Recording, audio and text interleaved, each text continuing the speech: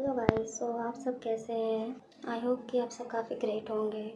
First of all I like to apologize you all कि आप सबको इतना लंबा वेट करना पड़ा और मैं टाइम नहीं पाई। लेकिन यू नो गाइस, अभी इतना ज़्यादा अनइवन हो रखा है और इस टाइम पे किसी की भी तबीयत काफ़ी ज़्यादा किसी छोटी सी लापरवाही की वजह से ख़राब हो सकती है। तो लिटरली गाइस, अगर मैं बोलूँ शॉर्ट तो मेरी तबीयत काफ़ी ज़्यादा ही ख़राब थी और इतनी ज़्यादा कि मैं थी। और दूसरी बात कि शायद मैं लेज़ी फील कर रही थी, इसकी वजह से मैं रिकॉर्ड नहीं कर पाई टाइम पे।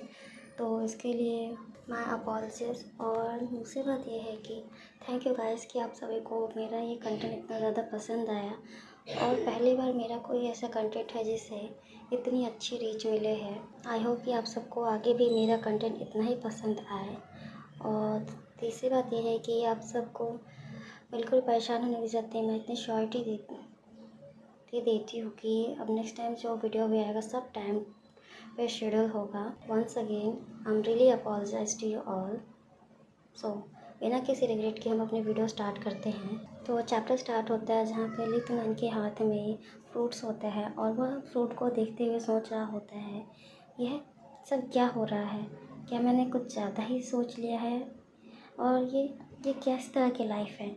इस तरह की लाइफ तो बिल्कुल भी मेरी एक्सपेक्टेशन के बाहर है। वही सोच ही रहा होता तभी उतने में वाइल्ड मैन बियर को बीच में से फाड़ देता है और वो इतनी तेज़ फाड़ता है कि उस बियर का जो ब्लड होता है वो पूरे केव में फैल जाता है और उसका कुछ ब्लड के छींटे, खून के छींटे लितुनान के ऊपर भी गिर जाता है, जिसे वह देख के वह एकदम से चौंक जाता है। वो वाइल्ड मैन पे काफ़ी ज़्यादा गुस्सा होने लगता है और वह अपने किस्मत को कोसने लगता है कि इस तरह की लाइफ एक नॉनसेंस वाइल्डमैन के साथ रहना ये किसी मिसफॉर्चून से कम नहीं है। और तभी वह एकदम से उल्टी करने लगता है जैसे कि वह अपने लाइफ में पहली बार देखा और वो शॉक हो गया। तो काफ़ी ज़्यादा वॉमिटिंग करने लगता है और इधर वाइल्डमैन काफ़ी क्यूटली तरीके से लितुनान को मीट अपने हाथों से देकर कह रहा होता है कि लितुनान काफ़ी ज़्यादा डिलीशियस है और इसे तुम खा कर काफ़ी ज़्यादा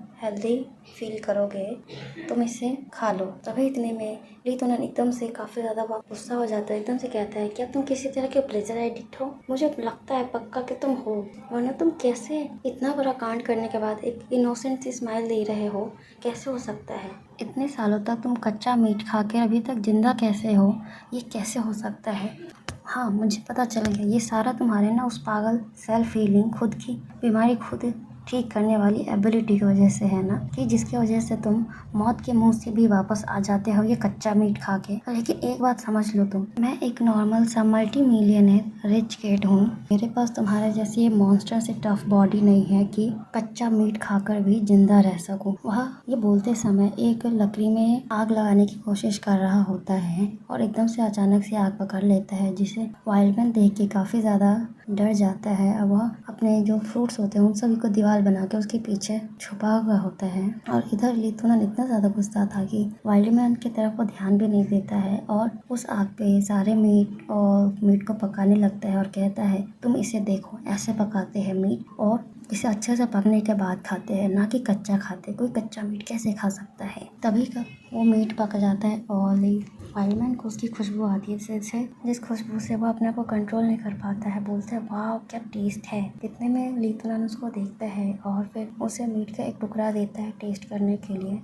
वाइल्डमैन उसका बाइट लेता है और फिर वह एकदम से पूरा मीट एक बार में ख़त्म कर देता है और कहता है, वाह लितुनान, तुम तो सबसे बेस्ट हो, तुमने अभी तक का सबसे डिलीशियस खाना बनाया है, तुम एक जादूगर हो। मुझे भरोसा नहीं हो रहा है कि तुम यहाँ पे मुझे इतने टेस्टी खाना खिलाने के लिए आए। You are the best. और लितुनान ये सारी तारीफ़ें सुन के वो जैसे कि एक सातवें आसमान पर हो वैसा फील कर रहा होता है। अब कहता है, अब तुम्हें पता चला कि यह यंग मास्टर किस काम के लिए है ना, अब तुम्हें मेरी वैल्यू पता चली। तभी वो एकदम से रियलाइज़ करता है, अरे ये सब क्या, मैं एक वाइल्डमैन से अपनी तारीफ़ सुन के इतना ज़्यादा खुश हो रहा हूँ लगता है मैं पक्का पागल हो गया हूँ। और वैसे भी मैं यहाँ पे कोई सिविलाइजेशन के लिए तो नहीं आया हूँ कि यहाँ पे मैं लोगों को मॉडर्न मॉडर्न वर्ल्ड के बारे में बताऊँ, मॉडर्न सिविलाइजेशन के बारे में। और कुछ देर बाद वो सभी दोनों अच्छे से खाना खाने के बाद रेस्ट करने चले जाते हैं। तभी लीतूनान को अजीब सा फील होता है और सोचता है ये अजीब सी स्मेल कहाँ से आ रही है। फिर वो रियलाइज़ करता है अरे ये स्मेल तो उसी से आ रही होती है। अब वो सोचता है छी कितना गंदा स्मेल आ रहा है। अब मुझे लगता है कि जो एक बिलियनेयर लीतूनान था वह एक बिलियनेयर नहीं रहा, बल्कि वह एक भिखारी बन के एक सूखे हुए आइलैंड पे अपने जीवन व्यतीत करने आया है। ऐसे कैसे हो सकता है एक बिलियनेयर से एक poor, how is it possible. तभी वह सोचता है कि भले ये वाइल्ड मैन हाइजीन के बारे में या मॉडर्न सिविलाइजेशन के बारे में कुछ नहीं जाने, लेकिन फिर भी यह काफ़ी ज़्यादा साफ़ सुथरा है। एटलीस्ट इसके नाखून और बाल तो काफ़ी ज़्यादा ही साफ़ है और इसमें से कोई अजीब सी स्मेल भी नहीं आ रही है। तो पक्का इसे पता होगा कि यहाँ पे कोई रिवर है, तो वो कहाँ है। तो वह वाइल्डमैन से पूछने जाता है कि वाइल्डमैन तुम्हें पता है कि यहाँ पे रिवर कहाँ है। वाइल्डमैन को लीतूनान की कोई बात समझ में तो नहीं आती है, लेकिन वो कुछ गैस करता है। लीतूनान को देखते ही उसे कुछ समझ में आता है और वह सीधा उसे ले जाता है रिवर साइड की तरफ। एक नदी के झरने के पास उसे लेके जाता है और लीतूनान उसे देख के काफ़ी ज़्यादा खुश हो रहा होता है। वाओ, यह एक झरना कितना ब्यूटीफुल है ये। और लीतूनान को इतना खुश देख के वाइल्डमैन भी काफ़ी ज़्यादा खुश हो रहा होता है। लीतूनान कहता है मैंने कभी नहीं सोचा था कि ऐसी वीरान सी आइलैंड पे भी कोई इतना सुंदर जगह हो सकता है।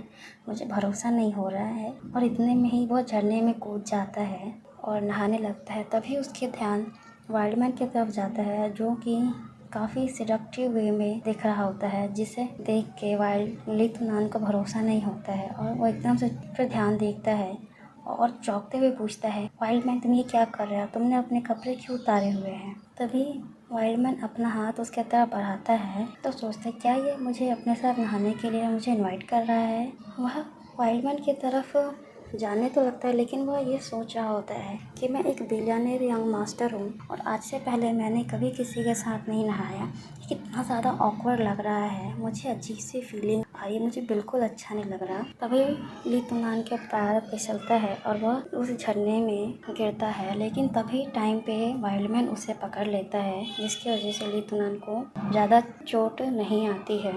अब उसी वक्त लीतूनान को अपने बचपन का इंसिडेंट याद आता है, जहाँ पे जब वो काफ़ी ज़्यादा छोटा होता है। वो हमेशा से ही एक बहुत ही रिच फैमिली में पला पड़ा है और उसे अगर कुछ भी चीज़ चाहिए होता था तो उसे बिना मांगने से पहले ही उसे वह चीज़ उसके सामने हाजिर मिलती थी।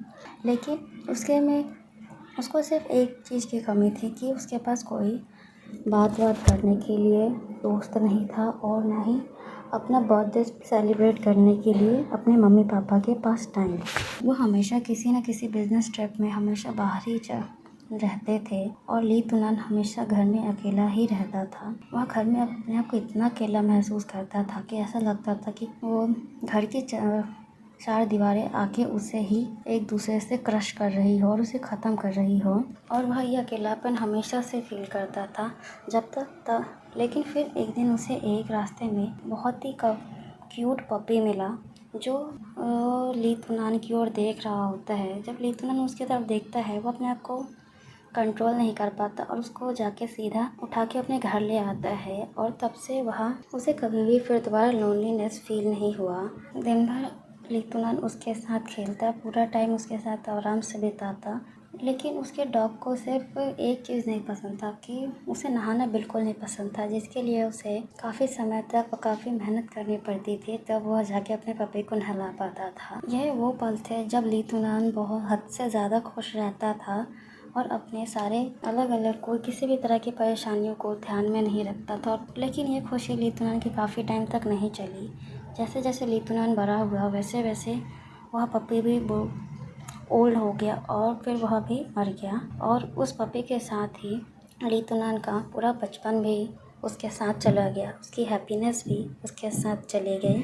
उसे वाइल्डमैन को देख के लीतूनान को अपनी पपी की याद आई, तो उसने सोचा ये वाइल्डमैन भी बिल्कुल मेरे पपी के जैसा ही है। तभी वह वाइल्डमैन को अपने पास बुलाता है और कहता है कि तुम इधर आओ, मैं तुम्हारे बालों को धुल देता हूँ। और वो वाइल्डमैन बड़े आराम से अपने बालों को मस्त धुलवाने लगता है। तो इसे देख के इत्मीनान सोचता है कि यह वाइल्डमैन भी काफ़ी ज़्यादा ओबीडियंट है, बिल्कुल मेरे श्यावी पपी के जैसा। बस ये बात अलग है कि श्यावी को नहाना नहीं पसंद था और वो नहाते समय काफ़ी ज़्यादा नखरे करता था, और यह वाइल्डमैन ऐसा कुछ नहीं करता। तो अब हम आते हैं बैक टू नॉर्मल में, प्रेजेंट में आते हैं, जहाँ पे वाइल्डमैन और लीतूनान एक झरने में नहा रहे होते हैं और लीतूनान का पैर फिसलता है, जिसकी वजह से वो गिरने ही वाला होता है कि टाइम पे उसे वाइल्डमैन बचा लेता है। इसी वक्त लीतूनान का हाथ वाइल्डमैन के चेस्ट पे चला जाता है, जिसे देख उसे रियलाइज़ नहीं होता। फिर जैसे वो रियलाइज़ करता है, उसे काफ़ी अजीब फील होने लगता है, वो काफ़ी ज़्यादा शाय फील करने लगता है और सोचता है ये किस तरह की सिचुएशन है, मेरी अभी तक कोई गर्लफ्रेंड भी नहीं बनी और मैं ये यहाँ के इस वाइल्डमैन के साथ ये क्या कर रहा हूँ। तभी वह वाइल्डमैन को अपने से दूर धक्का दे के अलग करता है और इतने में वह झरने में डूबने लगता है। तभी वाइल्डमैन उसे झरने से बाहर किनारे पे लेके आता है और लीतूनान सोचता है, ऐसा लगता है कि मैं अपनी एम्बैरेसमेंट के चक्कर में मैं अपनी लाइफ ही खो देता। नहीं, ऐसा नहीं होना चाहिए। और झरने में ऐसा मेरा पैर फिसला है कि मेरा पैर ही मुड़ गया है और अब मैं अपने पैरों पे ढंग से खड़ा भी नहीं हो पा रहा हूँ। मैं एक ग्रोन मैन हूँ, कोई बच्चा नहीं हूँ और मुझे कोई ये वाइल्डमैन चारों तरफ अपने हाथों बाहों में लेके घूमे, ये कितना ज़्यादा एम्बैरेसिंग है। पूरे लाइफ में मैंने कभी भी किसी दूसरे मैन को बिना कपड़ों के नहीं देखा है और स्पेशली ये इस मसल्स के साथ। ये तो सच में काफ़ी ज़्यादा टफ सिचुएशन है। इतने मसल्स तो मेरे पास भी नहीं हैं। सच में मुझे बहुत ही ज़्यादा जेलसी फील हो रही है इसके मसल्स के लिए। लीतूनान अपने इन बनावटी पुलावों में खोया ही हुआ था, तभी उसका ध्यान जाता है वाइल्डमैन की तरफ और वो देखता है, अरे ये बबल्स कहाँ से आ रहे हैं। और तभी वह वाइल्डमैन के हाथों में दिखता है और क्या सोचता है, ओह ये सारे फ्रूट्स बॉडी वॉश के लिए यूज़ करते हैं क्या। लेकिन ये ज़्यादातर तो देखने के लिए कोई खाने वाला फ्रूट लगता है, ये कैसे हो सकता है। तभी वह ध्यान देता है कि वाइल्डमैन उसके तरफ आगे बढ़ने लगता है और एकदम से उसके पैरों पे वो उस फ्रूट्स से रब करने लगता है। तभी लीतूनान एकदम से चिल्लाते हुए कहता है, वाइल्डमैन तुम ये क्या कर रहे हो, तुम पागल हो गए हो क्या। और फिर तभी वाइल्डमैन उसके पैरों को लिक करके ठीक करने लगता है और तभी कहता है कि लीतूनान अब तो ये पैर गंदे नहीं है ना, अब तो मैं इसे ठीक कर सकता हूँ। लीतूनान को रियलाइज़ होता है कि अरे हाँ, मैं कैसे भूल गया कि इसने मेरे बाकी पहले के भी जितने भी घाव थे उसे इसी तरह से ही ठीक किया था और यहाँ पे कोई दूसरा मोटिव नहीं है इस वाइल्डमैन का। भले ही ये काफ़ी ज़्यादा स्ट्रॉन्ग हो, लेकिन ये काफ़ी ही सिंपल माइंडेड वाइल्डमैन है। इसे ह्यूमन फीलिंग के बारे में उतना कुछ नहीं पता, तो मैं क्यों इतना अजीब सा फील कर रहा हूँ, ये बिल्कुल भी इक्वल नहीं है और मेरे लिए तो कतई नहीं, क्योंकि मैं एक जो रिच यंग मास्टर हूँ, मैं जितने लोगों को चाहूँ उतने लोगों को अपने पास रख सकता हूँ, तो मेरे को ऐसा फील करना ये बिल्कुल भी एक्सेप्टेबल नहीं। और तभी वो मन बनाता है कि अब ये वाइल्डमैन मेरे साथ कुछ भी करे, मैं इसके साथ बिल्कुल भी इंटीमेट वाली फीलिंग कभी नहीं लाऊंगा।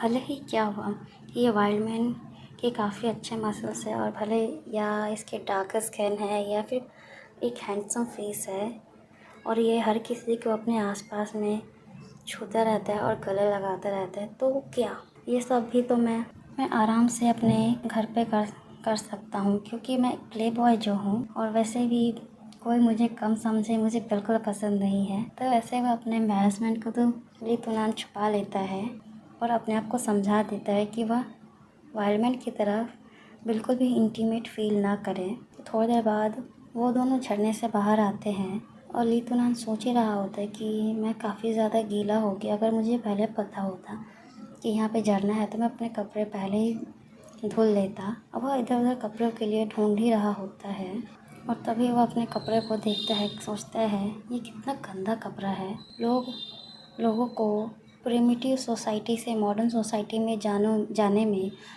लाखों साल लग गए और मुझे यहाँ मॉडर्न सोसाइटी से एक आदि मानव के टाइम में जाने में सिर्फ एक दिन लगा। ये कैसे, ये किस तरह का ट्रांजिशन है। वह अपने आप में गुस्सा हो ही रहा होता है, तभी पीछे से वाइल्ड मैन एक फर लेके आता है, किसी एनिमल का फर लेके आता है और उसे लीतुनान के ऊपर डाल देता है। लीतुनान इसे देख के काफ़ी ज़्यादा शॉक हो जाता है और वह एक सेकंड के लिए सोचता है कि ये वाइल्ड मैन कितना ज़्यादा केयरिंग है और कितना हैंडसम है, और तभी वो सोचता है नहीं, मेरे को ऐसा कुछ फील नहीं हो रहा, और फिर वह वाइल्ड मैन को थैंक्स करके वहाँ से निकल जाता है। तभी नेक्स्ट मॉर्निंग होता है, लीतुनान जगता है और अपनी आंखें खोलते ही एकदम से चौंक जाता है, क्योंकि उसके बगल में वाइल्ड मैन सो रहा होता है।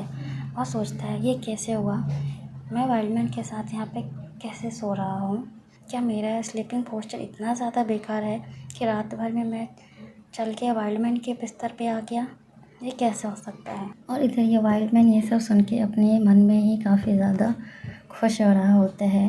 तो हाँ गाइस, ये सारा वाइल्ड मैन की कारस्तानी है। पिछले रात जब लीतुनान सो रहा होता है तो काफ़ी ज़्यादा क्यूट लग रहा होता है। वाइल्ड मैन सोचता है कि कितना क्यूट लग रहा है और वह अपना बिस्तर लेके लीतुनान के बगल में ही जाकर सो जाता है। तभी लीतुनान वाइल्ड मैन के ऊपर अपना हाथ पैर रख के उसे दबा देता है। फिर भी ये वाइल्ड मैन को काफ़ी ज़्यादा अट्रैक्टिव लगता है और वो वैसे ही उसी पोस्चर में सोने लगता है और सोचता है अच्छा, तो ऐसा फील होता है अगर तुम्हारे पास कोई तुम्हारे जैसा कंपेनियन हो। तभी वह लीतुनान के फेस को टच करके बोलता है सो सॉफ्ट, कितना ज़्यादा सॉफ्ट है ये। फिर तभी वह उसे गले लगा के वहीं सो जाता है।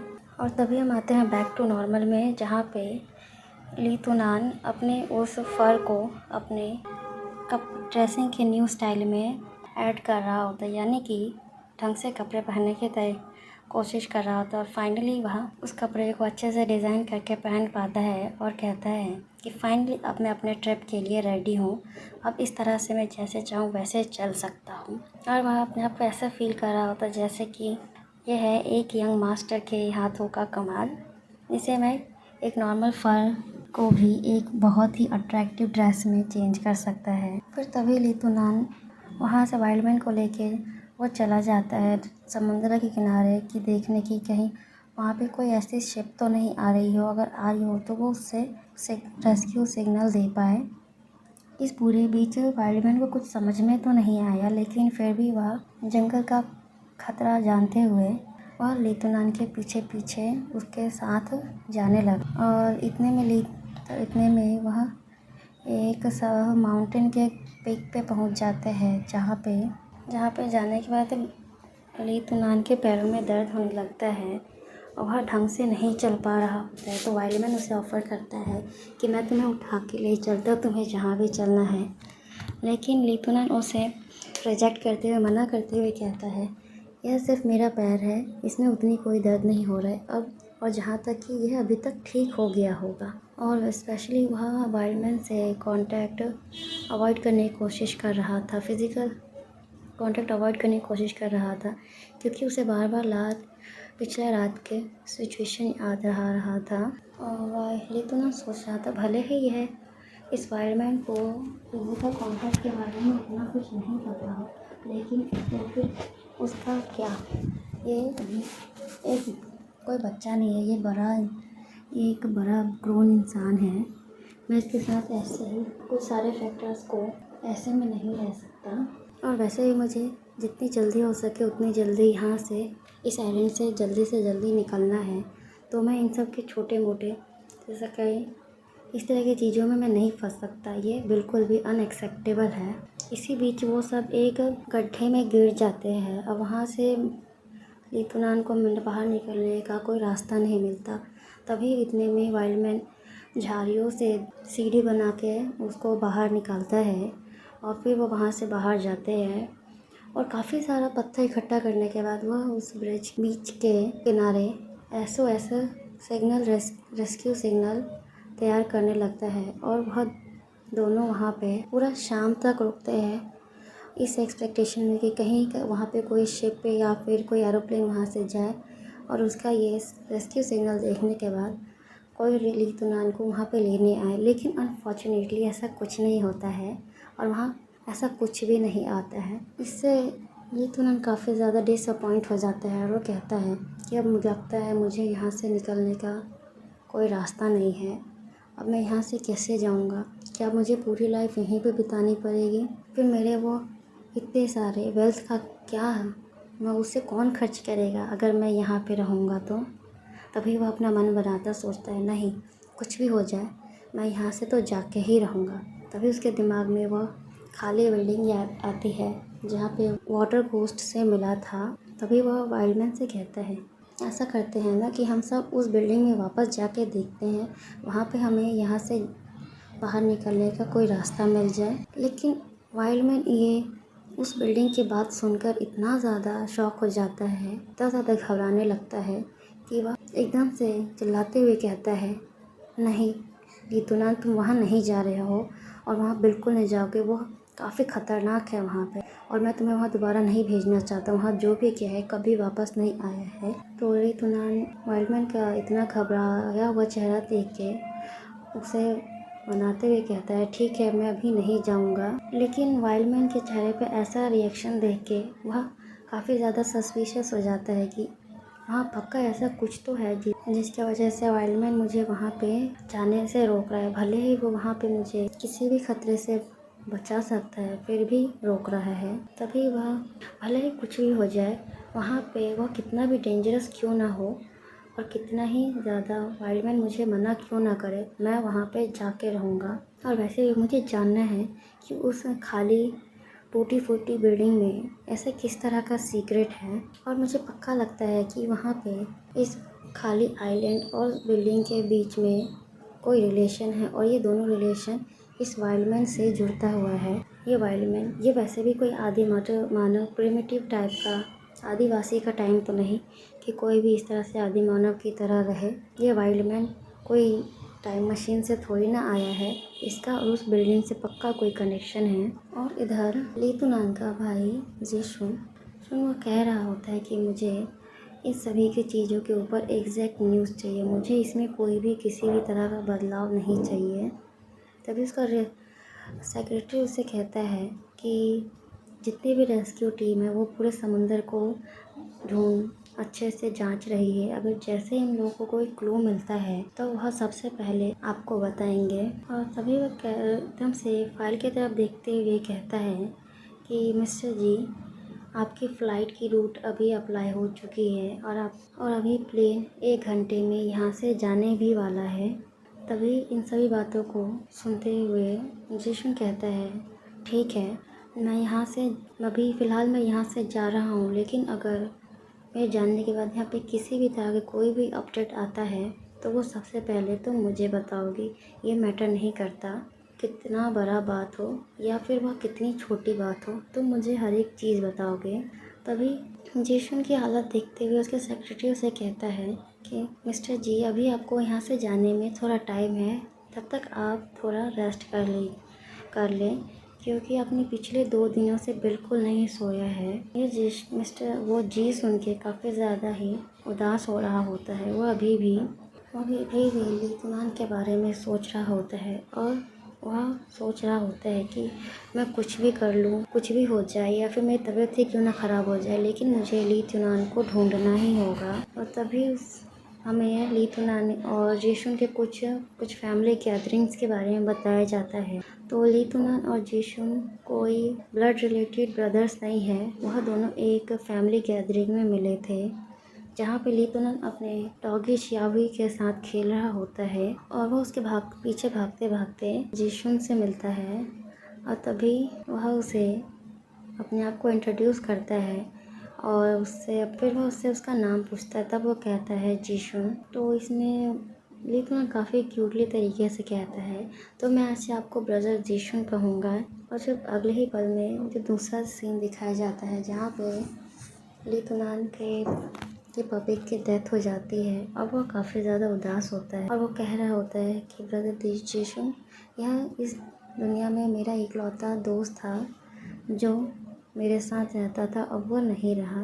और नेक्स्ट सीन में लीतूनान उसे थैंक यू कर रहा होता है कि वह उसके साथ उसका बर्थडे मनाने के लिए गया था। तभी लीतूनान से कहता है, ब्रदर जीशुन आप सच में बहुत अच्छे हैं। जब से मेरी फैमिली ने मुझे यहाँ पर डंप किया है, सिर्फ एक आप ही है जो मेरा इतना अच्छा ख्याल रखते हैं। जब मैं चाइना और वापस लौटूंगा तो मैं आपसे ज़रूर मिलूंगा, या आपको कोई भी काम हो तो मुझे आप तुरंत बताना, मैं उसे तुरंत ही इमीडिएटली ही कर दूंगा।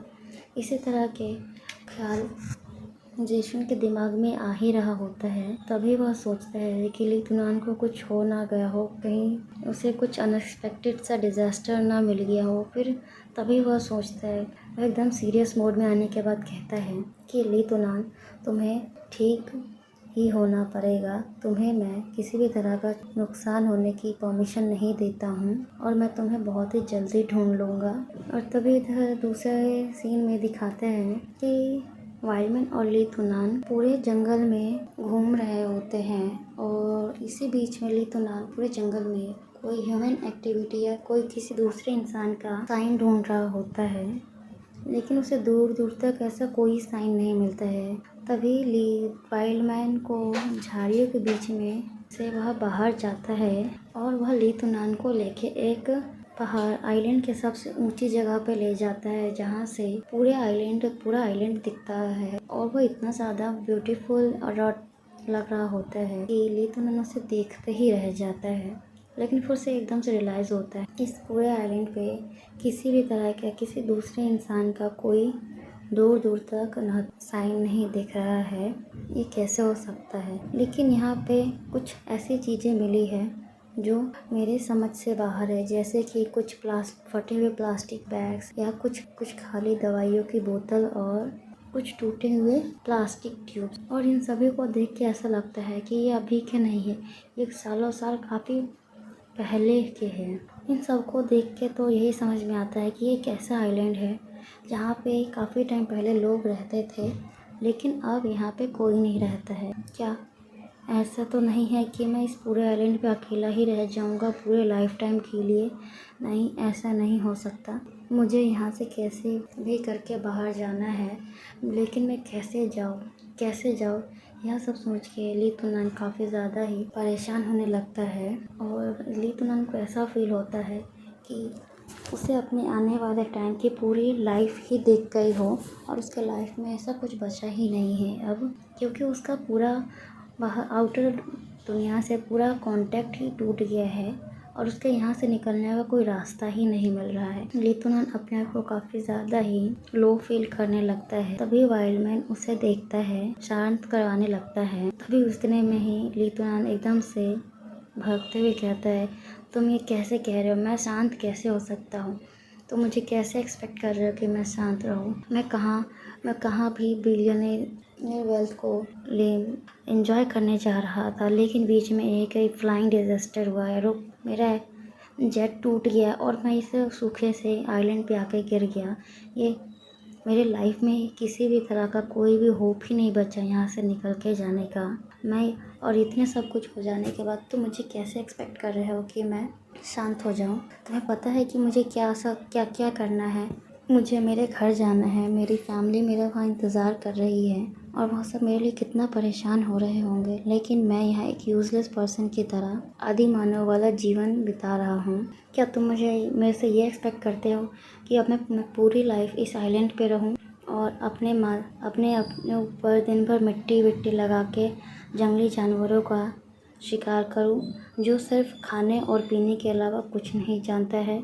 थोड़ी देर बाद वाइल्डमैन लीतूनान का गुस्सा शांत होता है और वह वाइल्डमैन की तरफ देखता है। वाइल्डमैन काफ़ी ज़्यादा उदास, ये सारी बातें सुन के काफ़ी ज़्यादा ही हर्ट हो गया था। उसे भरोसा नहीं हो रहा होता है ये बातें सुन के। तो इतने में लीतूनान कहता है, सॉरी, मेरा ये मतलब नहीं था, मैं तुम्हारी फीलिंग्स को हर्ट नहीं करना चाहता था, मैं बस सिर्फ यहाँ से घर जाना चाहता हूँ। तभी इतने में वाइल्डमैन लीतूनान को अपने तरफ उसका चेहरा घुमाते हुए कहता है कि तुम्हें यहाँ जब तक रहना तुम रहो, मैं तुम्हारे साथ हूँ, तुम्हें मैं कुछ नहीं होने दूँगा। ये सब देख के लीतूनान अपने आप को कंट्रोल कर पाता है और वो सोचता है, हाँ, मुझे किसी भी तरह से होप नहीं खोना चाहिए। अगर मैं होप होप रहेगी मेरे पास तो यहाँ से जाने का मौका भी रहेगा। लेकिन तब तक के लिए मैं इस आइलैंड में फंस गया हूँ। कोई बात नहीं, इसे मैं एज़ अ वेकेशन की तरह इंजॉय करूँगा। कोई बात नहीं, मैं अपने मॉम एंड डैड और ब्रदर जीशुन से बाद में मिल लूँगा। मैं उन सब का यहाँ पे आने का वेट करूँगा। तो सो गाइस, आप सबको चैप्टर का एक्सप्लेनेशन कैसा लगा कमेंट कर